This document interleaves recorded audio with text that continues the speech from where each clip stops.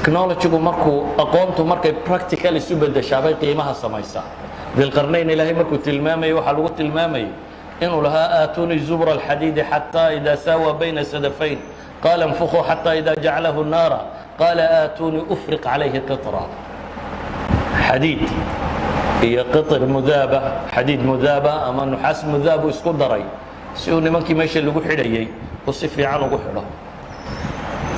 science oo dhan wuxuu ka waramaa speed and time bay yiraahdaan technology-ga horumarkiisu waa laba shay waqtiga waxa lagu qabanaya in la dedejiyo iyo makaanka wuxuu qaadanaya in la sii yareeyo sanadu markasta ay sii yaraato ay horumarto shaygu markasta wax yar sii noqdo la sii yareeyo waa horumaray marka aqoonta cilmigu waxay qabataa laba shay inay space-ka yareyso wax la dhigayo lagu sabaynayo iyo waqtigu waxaas wax ku qabanaya in la tiro badiyo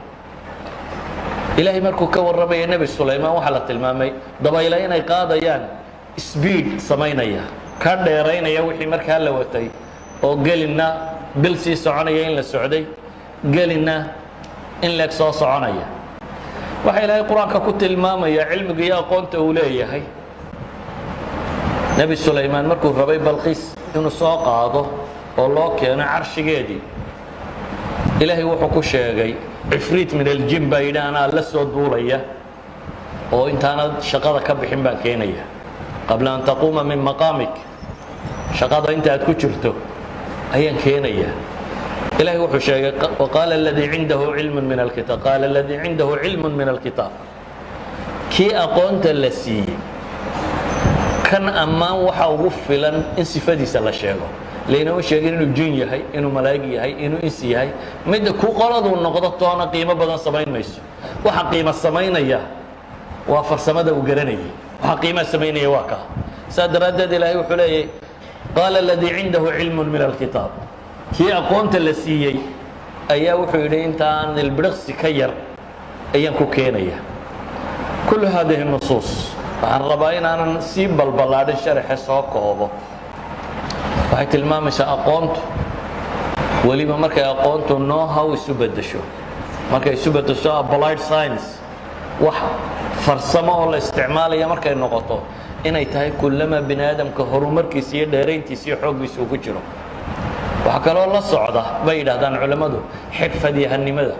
oo maanta marka la qiimeynayo waxa la qiimeeyaa مثلا موازينته wax ku qiimeeyaan horumarka waxa kamid ah umada milyankii qofba imisa baaxitho cilmiye bay leeyihiin waxay kala wax ku qiimeeyaan milyankii qofba imisa xirfadyahan ba ku jira technicians imisa ku jira nabi Suleymaan markii ilaahay inooga warramayo boqortooyadiisii aadka u ballaarnay waxa la inoo sheegay xirfadyahan khatar aynu haystay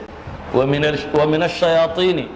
man yaghusuna lahu wa ya'maluna 'amalan duna dhalik shaydama farsamo yaqaan buu haystay oo badiya bariba wax ka keenaya farsamadiisu waxay gaarsiisay islaantii mufassiriintu ay Balqiis ku sheegaan haysatay saba markay timi qila laha adkhuli as-sarh balaydi ismahan gal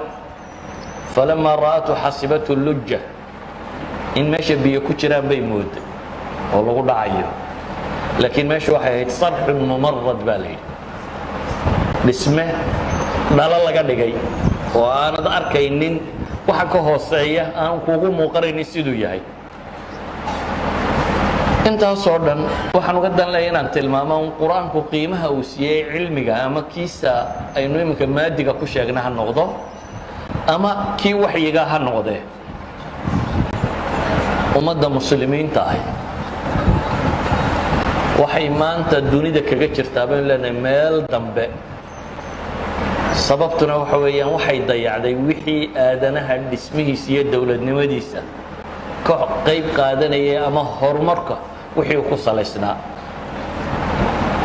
waxay yiraahdaan su'aasha isweydiinta leh waxa weeyaan bini'aadamka dunida kor jooga marka la eego muslimku rubuc kamida weeyaan afartii qof ee dunida marayaba midba muslima haddana bay leeyihiin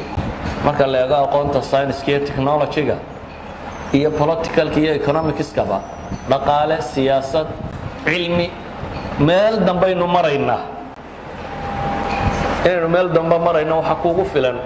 ihsaa'iyaad xogaa ayaa midin sheegi doona tira koobiyo waxay dhahdaan dhaqaalahii dunidu sanadkii samaysa waa ilaa 60 trilyan aadanaha kor saaran dhulku dhaqaalaha uu soo saara bay dhahdaan waa 60 trilyan muslimku wax 3 trilyan ka yar buu soo saaraa dunida 60 trilyan baa la soo saaraya dhaqaalaha muslimku 3 trilyan wax ka yar waxay dhahdaan dhaqaalaha muslimiintu sameeyaan oo dhan 70 milyan ee Faransiiska baa ka badan bal waxa laga yaabaa inay ku laabmayso 120 milyan ee Jabaaniiska dhaqaalaha soo saaraan iyo tirakoobka caalamul islaam oo dhan Carab iyo Ajamtiisa bay isku dar dhaqaalaha soo saaraan 120 kaas nuskeed bay soo saaraan 120 sanamka caabuda inaynu nuskii la dhaqaala noqonnaa inagoo dhulka intaa leeg leh oo adduunka intaa leeg joogana waa ceeb runtii ka soo saaray ka dhaqaalo badanta dhaqaalaha Spain soo saarta iyo 12 waddan ee shidaalka soo saara Spain taayar baa GDP geedu ka badan yahay Abu La'la al-Mawdudi Abu al-Hasan an-Nadawi baan u jeedaa rahmatullahi alayhi sheekhi hindiga ayaa dhintay baa wuxuu leeyahay qarnigii 16aad wixii ka dambeeyay muslimiintu su'aalihii cilmiga ah iyo sayniska ku saabnaa waa ka seexdeen su'aalaha metaphysics-ka ka warrama ilaahiyaadka iyo waxa ka warrama ayay ku mashquuleen saadaradeed may ka soo bixin buu leeyahay maskaxihii waaweynaaye lagu yaqaanay waa sababta keentay buu leeyahay cilmiga iyagu soo saareen intay ilaabeen inay hidiyo dhaqankii ku noqdaan iyo baadiyaha wixii lagu hayay taasi buu leeyahay waa waxa ka dhigay inay adoommo u noqdaan nimanka reer galbeed buu tilmaamaya marka adduunka la xisaabinayo aqoontu qiimaha ay ku leedahay maadaama aynu sheegnay iyo horumarka meesha ay ka taagan tahay مثلا الأمم المتحدة UN qaybteeda UNDP la yiraahdo taqriir ay soo saareen waxa ay ku tilmaamayaan dunida masiixiga ah kristanka sheegata marka la isku daro Yurubteeda iyo kuweeda kaleba boqolkiiba 90 baa wax qora that means illiteracy-goodu dadka aan waxna qorin waxna akhrinin waa boqolkiiba 10 si kale markaan u tilmaamno waxay leeyihiin 15 waddan oo dunida kristanka ka mid qof aan wax qorin ma joogo dadkoo dhan waxbay qori karaan waxna waa akhri karaan dunida muslimka si haddaynu eegno isku celcelintooda boqolkiiba 40 baa wax qori karta qiyaas caalam islaami dunida masiixiga marka la eego bay yiraahdaan dadkooda mutacallimiinta boqolkiiba 98 baa dhamaystay dugsi hoose dunida muslimiinta ana boqolkiiba 40 ka aynu sheegnay konton ka mid ah ayaa dugsi hoose ka baxay that means 50 ka mid ah dugsi hoosena kama bixin waxay yiraahdaan dunida reer galbeedka ama masiixiga marka la isku daro dadkooda mutacallimiinta boqolkiiba 40 baa jaamacad tagay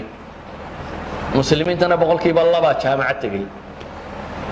boqolkiiba 2 markii horeba boqolkiiba 40 bay waxbarashadoodu ahayd 40kiiba boqolkiiba 2 jaamacad ka tagtay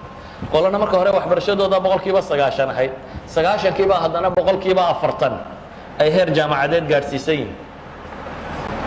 wadannada inaga inoo aqoon-yahanka Masar baa kamid ah boqolkiiba 30 baan waxna akhrinin waxna qorin 29.6 bay yiraahdaan haddaynu si kale u tilmaamno boqolkiiba 30 baan gacantooda musxafka taaban bay yiraahdaan ila garan maaye waxay tilmaamaan ma faqri ba maya faqri maaha ee aqoontan qiimo ku lahayn agteena kuba wadannada faqriga bay ka mid tahay da'yarteeda u dhaxaysa 15 jir ilaa 24 jir qof aan wax qorini kuma jiro waa kuba waa wadan faqiir haddii faqri lagu xisaabtamayo dadkeeda waaweynna boqolkiiba 0.2 ayaan wax qorin 0.2 waa imisa waa mid 10 meelood loo qaybiyay laba ahaan boqolkiiba 98.8 ayaa wax qora dadkeeda waaweynna waxa la mid ah Brazil Chile maxaa la yiraahdaa Colombia wadannada yaryar caynkaas boqolkiiba 97 ama 98 baa wax qora waxna akhriya dhan kale wax lagu qiimeeyo haddaynu marro caalam alislaami oo dhan 600 jaamacadood ba ku yaalla bay yidhahdaan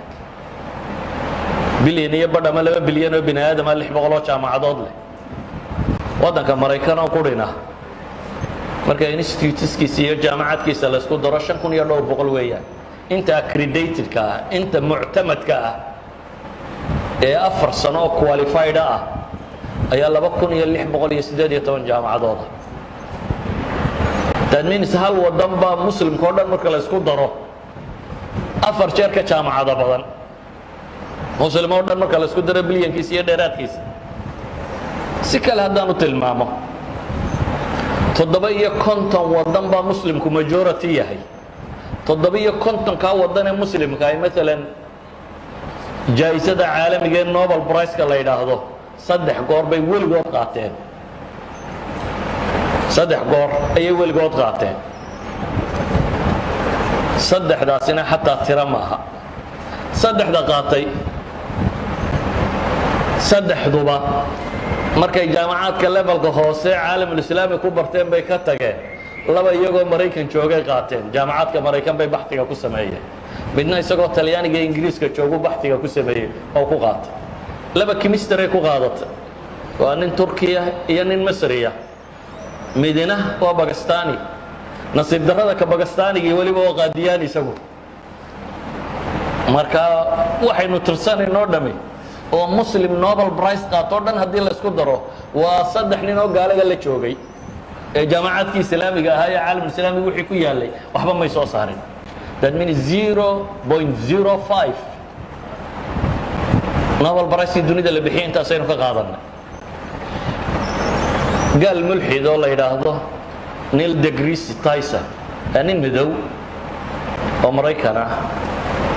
وأقول هذا الساينس قال قدام بيا كم ده أنا ملحد أنا إلهي ربع سنين اللي أدريه أيه وحليه هاي 8 مليون يهود الدنيا تشوكتور ده بيقولوا 8 مليون marka la eego buuri taariikhda 1902 ilaa inta la soo gaaray 2010 intii u dhaxaysay 150 Nobel Prize bay qaateen 15 milyan ee dunida joogay yuhuuday waxay qaateen 150 Nobel Prize oo science ka hadlimayo kuwa khuraafada ee waxa la yiraahdaa caalamul islaam la qaatay inagu Nobel Prize ka qaadana ma taqaanay وسادات بقاتي يهود لهشية عرفات بقاتي يهود لهشية هبلها حقوق الضمر كود دجالما شيرين إن أنتي إيران ده حقوق ده دجالتا بيس كي قاتي نبض قاتي إن أنت يمنية ده حقوق ده دجالتا توكل بقاتي يرتي عروفته هيدا تدبيتون شركة هيدا باكستان تهيد ملالا بقاتي إنه قوة لين السياح هبلها حقوق ده دجالما نوبل برايس كقاتا بيس نوبل برايس nimanka yuhuudda la heshiiya adabka laba muslimiintu qaateen labaduna midi waa Najib Mahfoud awlaadu xaaratina abu ku qaatay ma akhrideen wadi laan wuxuu qoray diin laanta lagu siiyay mid ka kalena waa Turki isna diin laan baa lagu siiyay wuxuu yiraahdaa cultural muslim baan ahay kuwa waxa aaminsan meeyay dhaqankaygu baa islaamka ka soo jeeda adabka kuwa leeyno siiyayna waa kuwa Nobel Prize ka qaateen yahuuda 15 milyan hina marka la eego cilmiga dhakhtarnimada iyo biology-ga wada socda 196 Nobel Prize baa dunida la bixiyay 49 bay yahuudi qaadatay chemistry marka la eego 158 baa la bixiyay Nobel Prize 28 bay yahuudi qaadatay physics marka la eego 158 baa la bixiyay 45 bay yahuudi qaadatay dhaqaale marka la eego 66 Nobel Prize baa dunida la bixiyay taariikhda aynu sheegnay ilaa 2010 kii laga gaarayo 28 bay qaateen that means wixii Nobel la bixiyay science ku saabsanaa 15 milyan ee yahuudi boqolkiiba 25 bay qaateen Gillespie oday la yiraahdo Mareykaana ani gaboobay hadda dhowr isaga jira laakiin waa culimada looga dambeeyo taariikh al-ulum science history ee wuxuu leeyahay markaan eega buu yidhi medieval period ka waqtigii loo yaqaanay al-usur al-wusta quruntii dhexe dunida 130 caalim baa jiro magacooda la xusi kara buu leeyahay oo aqoonyahan iyo technology scientist iyo technologies ahaan jiray 120 ka mid caalamka muslimka ka yimaadeen buu yiri Yurubna afar bay ku lahayd waa 130 kii nin ee dunida aqoonteeda hogaaminayay kama waramaya hadda tii sharciga ahayd ma aha waxaan ka waramayaa tii kale 130 kii nin ee hogaaminayay dunida waqtigaasi medieval period kii oo dhan ayuu gaalkan Mareykan wuxuu leeyahay 120 baa caalamul islaami ka yimi Yurub oo dhan afar baa ka yimi mulxidkii Niil Sahaba wuxuu isweydiinayaa war siday u dhacday buu leeyahay bilyan iyo dheeraad muslim bilyan iyo bar dadku dhadhow ama 1.3 1.5 waxay doonaan sheegaan intaasoo muslima oo aabayaasho dunida hogaaminayeen oo cilmi ku hogaaminayeen maanta inay wax la'aan dhacda xagay ka timi wuu isweydiinayaa waa nin gaale markaas wuxuu leeyahay 15 milyan inay inta helaan bilyan iyo bar muslimana in la waayo iyagoo shalaytana dunida iyagu hogaaminayay waliba su'aasha wuxuu ku daraya uu leeyahay dadkii aan taariikh cilmiyeed lahayn iyaga kama hadlayo buu leeyahay kuwan taariikh cilmiyeed bay lahaayeen buu leeyahay waa awowiyadood dadkii aqoonta tan hogaaminayay xagay ka baxday buu leeyahay isagu isu jawaabayaa inkastoo laga yaabo jawaabtiisa inayna wada raacin waxa jawaabihiisa ka mid ah wuxuu leeyahay labada kaljar ba isbedelay labada dhaqan ba isbedelay qolana cilmiga ay qiimaysay qolana cilmiga ay qiimo la'aan ka dhigtay waay qolana cilmiga uu qiimaysay qolana cilmigu qiimo la'aan u noqday tusaale ahaan caalamul islaam oo dhan waxaynu dhil 600 jaamacadood ba ku yaala dunida carbeed bay yiraahdaan jaamacaadka ku yaala boqolkiiba 75 rubco qarnigii ugu dambeeyay qarniga 20aad baa la dhisay waxaynu wax baranaaba haddaynu bilownahay waa boqolkiiba 75 waxa jaamacad carabi leedahay iyagoo jaamacaadkii dunida ugu horeeyay Fas baa ugu horeysa Azhar baa ku xigta Zaytuna ku xigtaan u maleynaya kulay labada jaamacadood ugu horeeyay Fas baa ugu horeysa Azhar baa laba ah jaamacatul Qarawiyyin iyo jaamacatul Azhar iyadoo jaamacaadda dunida hadii la sheego wixii ugu horeeyay hadda dhisan iyagu lahaayeen wixii baabay horena iyagu lahaayeen waa Qurtuba waa Baghdad waa kan magaalooyinkooda ahayd waa Samarqanda maanta se waddankan yar yar yuhuuda Falastiinta boobtay waddankooda yar 25 jaamacadood higher education ba ku yaala marka loo qaybay bay yiraahdeen milyankii qofba afar jaamacadood bay helayaan halkii milyan ee yuhuud ku nooliba afar jaamacadood baa u dhisan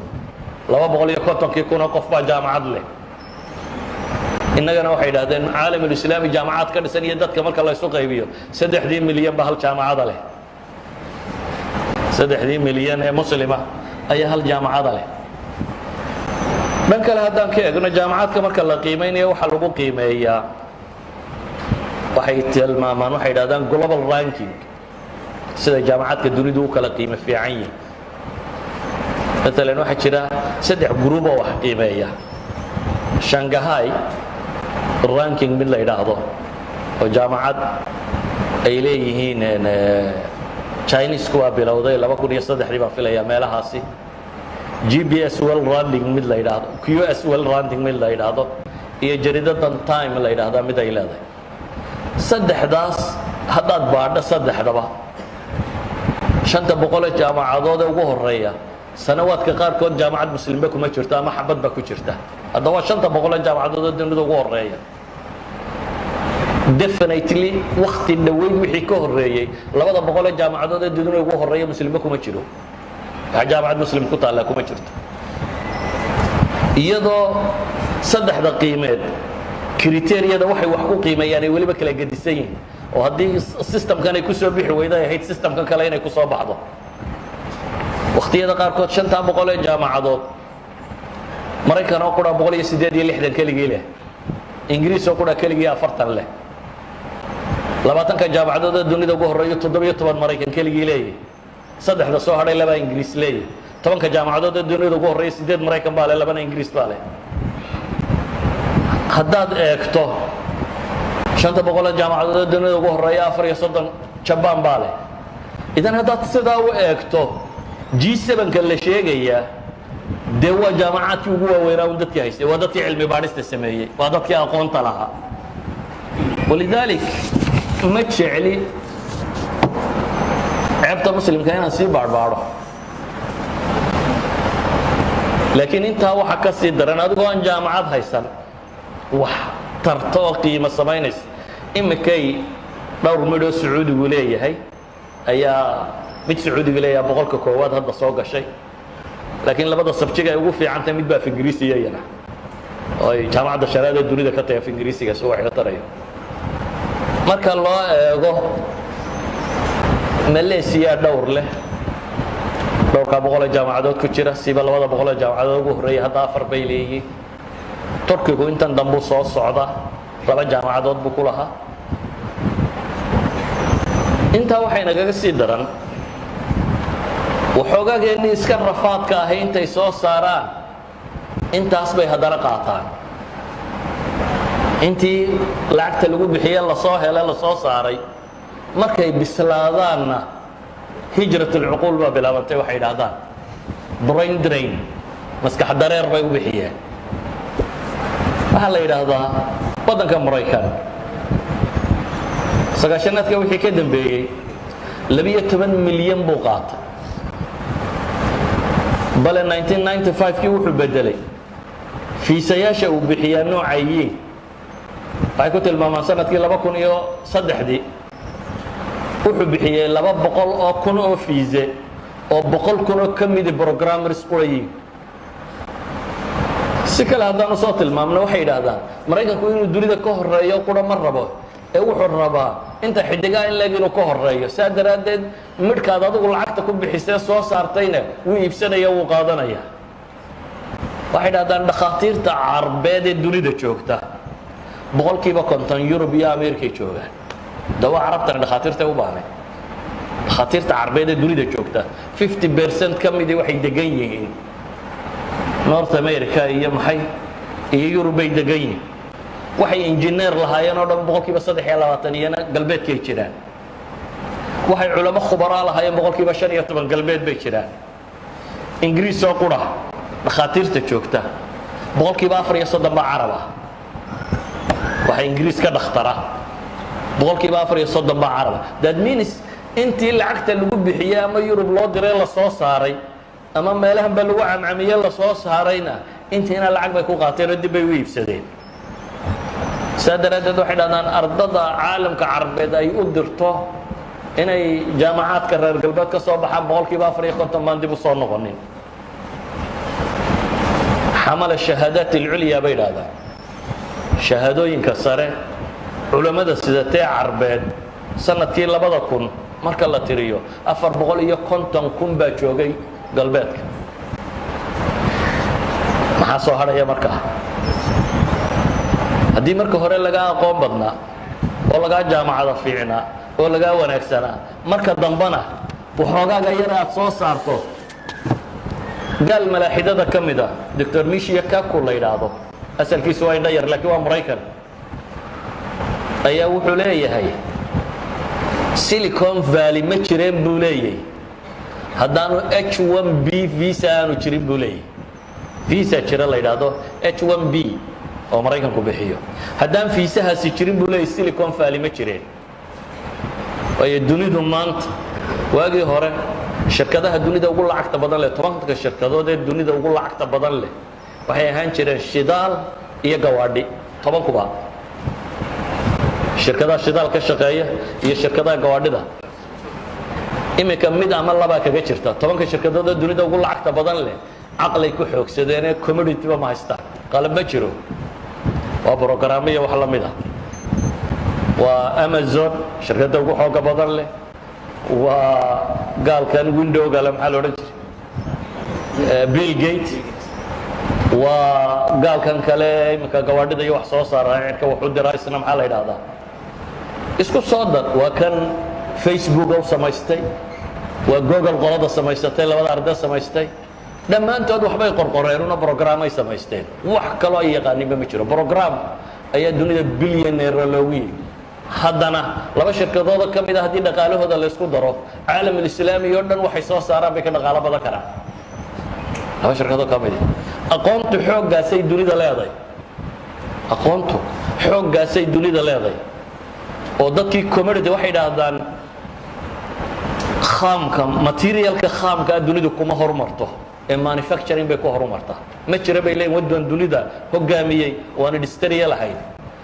waddan macdan soo qoda ama shidaal soo saara ama mine soo saaro horumarsani dunida ma jiro ninka soo walwalaaqunbaa horumarsan kaasunbaa dunida ku shaqaysto xoolaheeda haysta kan laakiin ceelashu ay ku yaalliina laga soo qodaa waa uun ceelkaa lagala baxaa wixiisa qiimo ma samaynayo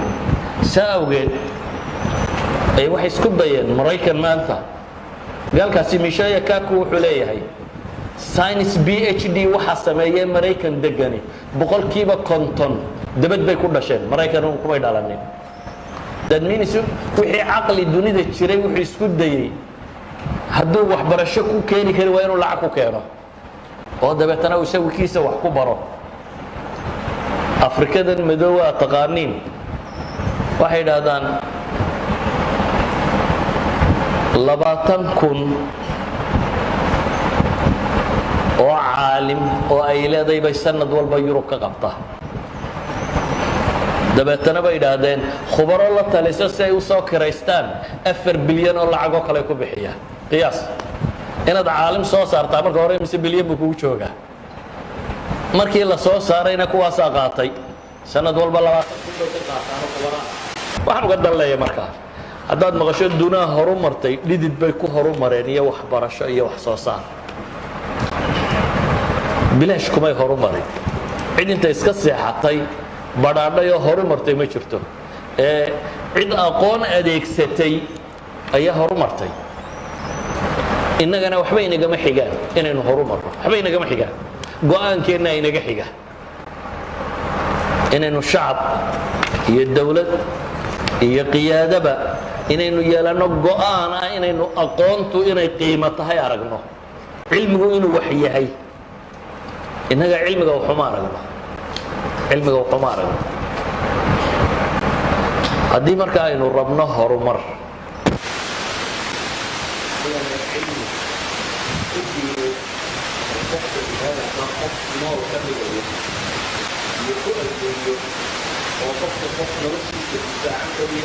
iyo dadnimadiisa ka dhigaya